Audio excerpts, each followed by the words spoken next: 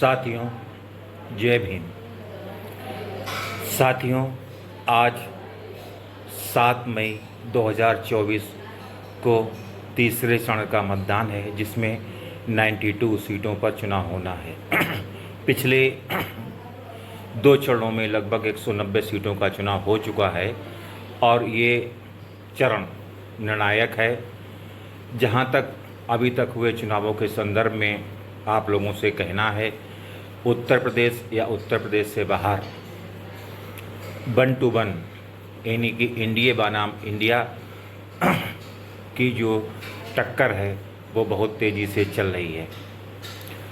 जहाँ तक बहुजन समाज पार्टी के समर्थक कार्यकर्ताओं हितैषियों से मेरा कहना है कि इस लड़ाई में बीएसपी पूरी तरीके से बाहर हो चुकी है।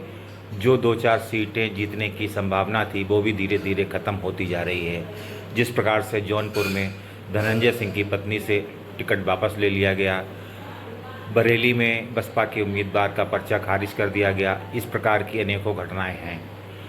और आकाश आनंद पर एफआईआर होने की बात आई तो बहन जी ने उन्हें पूरी प्रक्रिया से चुनावी भाषण से ही बाहर कर दिया। इतनी डरी, सहमी और अनिर्णायक भूमिका में मैंने बहन जी को कभी नहीं देखा। हालांकि ये कहते हुए मुझे बड़ा दुख हो रहा है। मैं साफ तौर से स्पष्ट करता चलूं, अभी कुछ बिगड़ा नहीं है। हम लोगों ने पूर्व में भी जो है कांग्रेस समर्थित पार्टियों, पिछली बार सपा बसपा गठबंधन को वोट किया। आप भाजपा को वोट करने के बजाय सीधे इंडिया गठबंधन को वोट करें, ताकि उनके 5 न्याय 25 गारंटियाँ जो आदिवासी, दलितों, पिछड़ों, अल्पसंख्यकों के लिए सही साबित हैं। राहुल जिस प्रकार से अपने भाषणों में जो बात कह रहे हैं उस पर हमें विचार करना चाहिए। प्रियंका गांधी जिस प्रकार से विश्वास दिला रही हैं उन पर भरोसा करना भी होगा। सन 1984 से पूर्व जब बसपा का गठन नहीं हुआ था तब हम लोग कांग्रेस के ही वोट बैंक थे। इस बार भी परिस्थितियाँ कुछ ऐसी बदली कि हमें उनका साथ देना चाहिए, ताकि केंद्र में जो लोकतंत्र और संविधान को ख़त्म करने वाली सरकार है उसको सत्ता से बाहर किया जा सके। मोदी जी ने सिर्फ अमीरों का पेट भरा है, गरीबों की तरफ आंख उठा करके भी नहीं देखा। जो निजीकरण उन्होंने धीरे धीरे किया उससे हमारा आरक्षण भी ख़त्म हो गया। निजी क्षेत्र में हमको आरक्षण मिल नहीं पाएगा। ऐसी स्थिति में हमें नई सरकार से उम्मीद करनी होगी, उनके वादों और पर भरोसा विश्वास जताना होगा। हम आपसे सीधी अपील करते हैं कि आप लोग आज 7 तारीख को होने वाले चुनाव में सीधे आप इंडिया गठबंधन यानी कि सपा बसपा उत्तर प्रदेश में, उत्तर प्रदेश के बाहर इंडिया गठबंधन के साथ ही, और या फिर सीधे कांग्रेस को ही वोट करें। आपका वोट इस सत्ता परिवर्तन के लिए जो है काफ़ी होगा, क्योंकि उत्तर प्रदेश में बसपा का वर्चस्व रहा है, परंतु वो यहाँ पर चारों खाने चित हो चुकी है और भविष्य में जो है अब उनकी जो भूमिका होगी उसके संदर्भ में हम लोग जो है बाद में सोचेंगे। मैं सुनील भारती आप लोगों को बार बार वीडियो के माध्यम से ये बताता रहता हूँ, देश की स्थितियाँ बहुत ही विपरीत हैं। जिस प्रकार से भाजपा सरकार बौखलाई हुई है, जिस प्रकार से इंदौर में कांग्रेस प्रत्याशी को सरेंडर करा दिया गया, सूरत में जो है कांग्रेस के प्रत्याशी को सरेंडर करा दिया गया, गांधीनगर में भी कई प्रत्याशियों को पकड़ पकड़ करके जो है उनसे पर्चा सरेंडर करवा लिए गए। ये सब एक तानाशाही जैसा रवैया दिखाई पड़ता है। आप लोग अगर मेरी बात पर विश्वास करें तो आज जितने भी विभाग हैं उन विभागों में आरएसएस संघ के जो हैं वो लोगों को बिठा दिया गया है, जो कि अपने हिसाब से भर्तियां, वैकेंसियां निकालते हैं और संघ के लोगों को जगह दी जा रही है। मोदी सरकार ने भारतीय अर्थव्यवस्था को पूरे चारों खाने चित कर दिया है। जहां तक वो वादा करते हैं कि हम 5 ट्रिलियन की अर्थव्यवस्था भारत को बनाएंगे और 2047 और इस समय 24 चल रही है, इतने लंबे वादे कोई भी सरकार नहीं करती है। हमें तात्कालिक वादे चाहिए होते हैं जो गरीबों की मदद कर सके, बेरोज़गारों को रोज़गार दे सके और जो हमारे साथ न्याय कर सके, दलितों, पिछड़ों, आदिवासियों के लिए हर संभव मदद कर सके।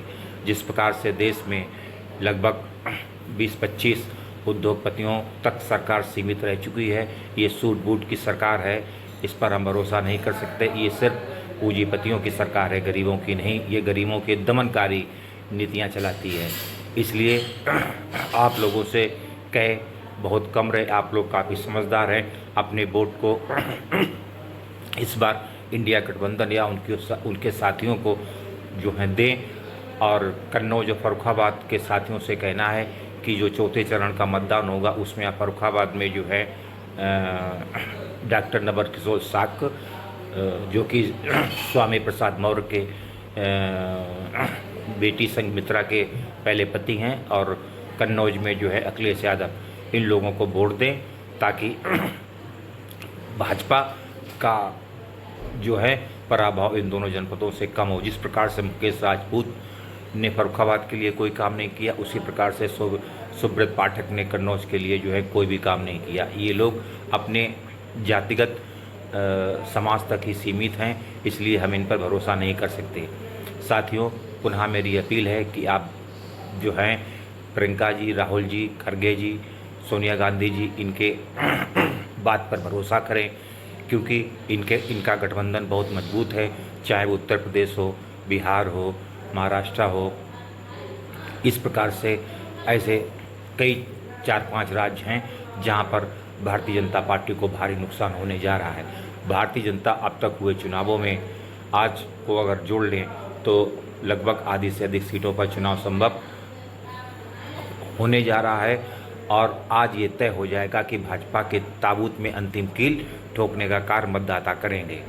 तो जो युवाओं की आंधी है, किसानों की आंधी है, बेरोजगारों की है, दलितों की है, पिछड़ों की है, ये सब लोग भारतीय जनता पार्टी को छोड़कर कांग्रेस या उससे समर्थित दल जो कि इंडिया गठबंधन का हिस्सा है उनको वोट देने जा रहे हैं।